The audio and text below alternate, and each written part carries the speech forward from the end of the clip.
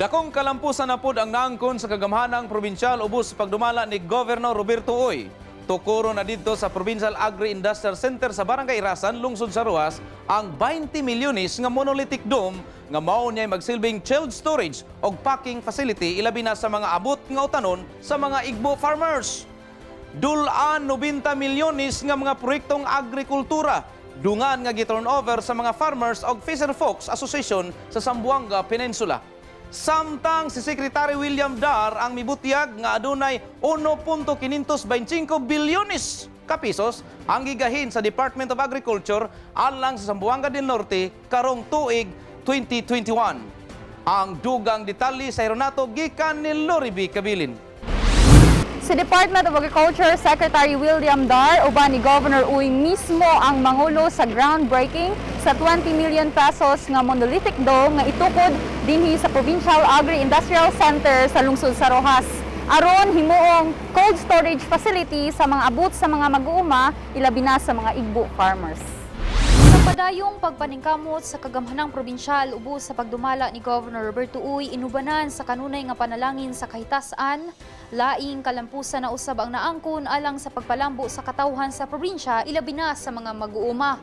Gipanguluhan mismo ni Department of Agriculture Secretary William Dar, uban nila Governor Uy, Vice Governor Senan Angeles, Congresswoman Glona Labad-Labad, Mayor John Hendrik Valiser ug ubang mga opisyales sa DA Central ug Regional Offices ang groundbreaking og ceremonial capsule laying sa mobalor og 20 million pesos nga state-of-the-art monolithic dome kaniadtong Pebrero 26 ning tuiga didto sa Provincial Agri-Industrial Center Conpaec sa Barangay Irasan, lungsod sa Rojas. Kini mauunyay magsilbing chilled storage o packing facility sa mga farm inputs, ilabi na sa mga produktong utanon sa mga mag-uuma sa Enhanced Gasang Bandianon sa Umahan o Igbo program gikan sa kabarangayan sa tibuok probinsya. Ang maong monolithic dome adunay kapasidad nga 250 tonelada, aduna kini 180 square meter floor area o gitas-on nga 9 metros. Gibana-banang mahuman ang maong proyekto sa bulan sa Hunyo ning tuiga. Matud ni Ms. Jeneline Yuson, General Manager sa Dazzling Light Enterprises, ang naginusarang kumpanya sa nasod nga nag-specialize sa pagtukod sa susamang monolithic dome, nga kini maayo usab nga mamahimong usa ka evacuation center kung adunay kalamidad. Tungod kay sumala niya kini nga technology disaster-proof usab, typhoon-proof, fire-proof, earthquake-proof, ingon man bulletproof ug labaw sa tanan, 50% energy efficient.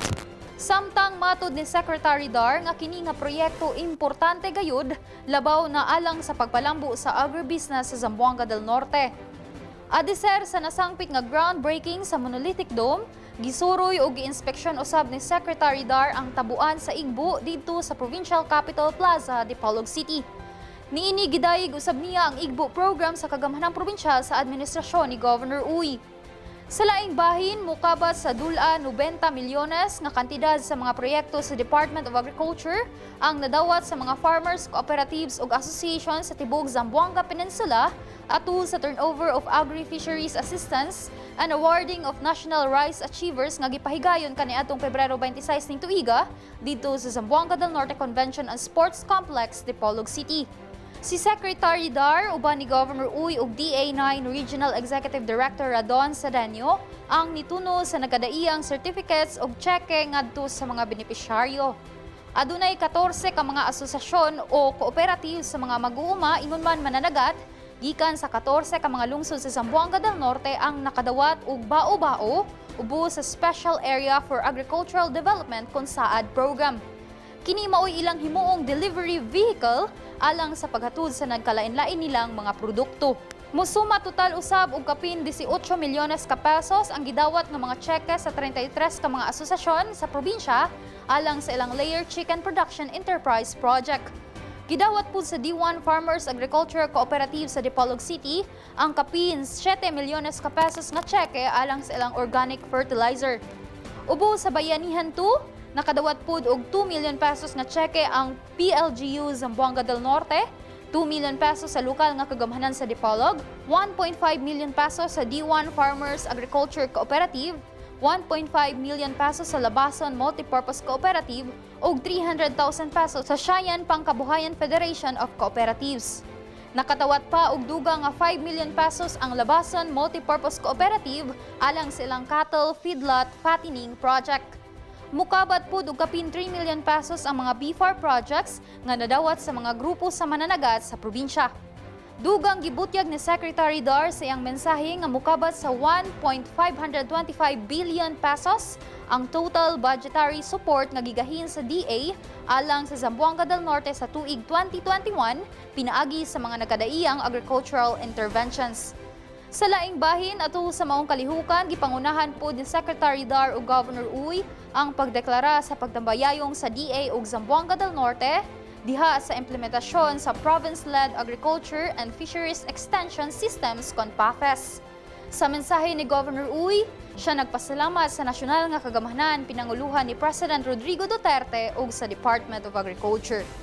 Gikan dinhi sa Zamboanga del Norte Convention and Sports Center, Lorivi Cabilin sa Zamboanga del Norte Provincial News Network. Ang dapig sa kamatuuran, duyog sa kalambuan. Katauhan ning atong lalawigan sa Zamboanga del Norte aron ma-update kamo sa tinuod nga mabalita ning atong lalawigan. I-like ug i-follow lamang ninyo ang Facebook page sa Provincial Information Center sa Zamboanga del Norte ug i-share kining maong mga balita aron daghan sa itong mga tauhan makabalos kamaturan kung unsa na ang dagan ning atong katilingban. Mag-comment usab kamo ramong may bal-an ang inyong mga mulog opinyon sinana nga pagi mapadayon ang kahapsay sa pagdumala o pagdala sa rinda ning atong pagamhanan. Kini ang Igbo Agribalita. Chris Sapong nga maghatod kaninyo sa tinuod nga mga balita para sa ZNPNN ang dapig sa kamaturan, duyog sa kalambuan.